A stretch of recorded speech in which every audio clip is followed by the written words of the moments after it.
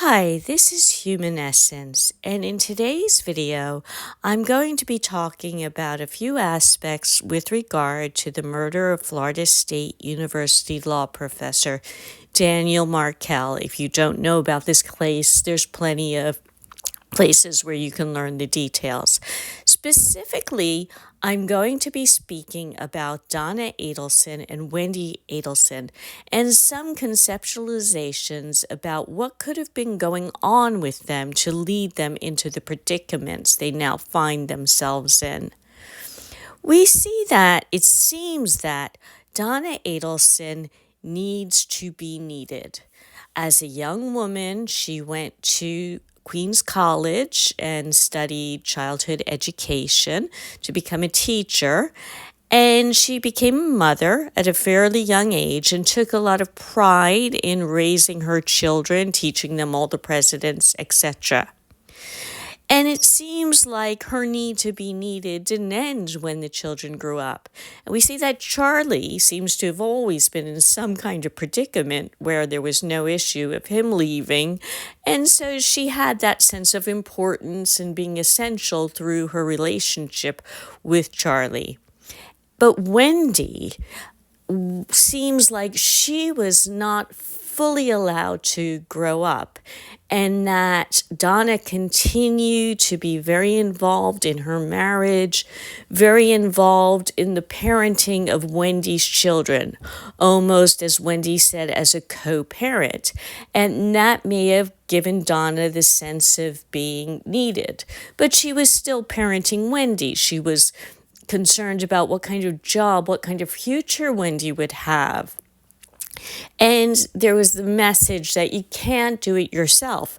And we can see that Wendy indeed is a very dependent type person, at least when she's young. She's constantly telling everybody about her predicaments, talking about her relationships, complaining about her relationship with Jeff Lacasse, accepting her parents' help to go up to Tallahassee.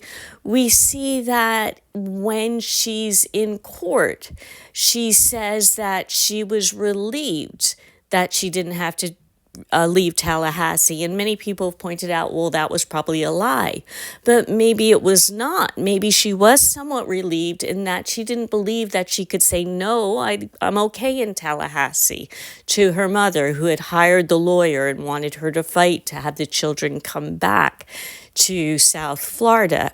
It is possible that Wendy couldn't really separate what she wanted, what she thought was the right thing to do, from what her parents told her, because perhaps since Donna needed to be needed, she needed Wendy to not be fully functioning, not to be fully able to make her own decisions, not to be an independent person who said, you know what, I'm thinking about this and I don't think it's right for me to move so far away from Dan, so no, Mom, I'm going to stay up here. And it seems like there was some pushback based on those emails, because we have that one phrase that Donna says about, moving forward in peace is not an option. So that indicates to me that at some point Wendy tried to push back and Donna was like, no, you need me. And it seems like perhaps Robert didn't need her anymore when he was happily married and raising his children and having a job as a cardiologist up in New York. So that's one of the things that I think may have been going on with Donna. We see more evidence of this when she's arrested, and she's concerned about Harvey's not going to be able to make it home by himself. So she's worried, she's essential, she's needed. And I think that if she's not needed, that she felt a sense of emptiness, and it was maybe some of that sense of emptiness that she wanted to fight, but in her own mind she probably thought she was fighting somebody very unreasonable who was hurting her daughter.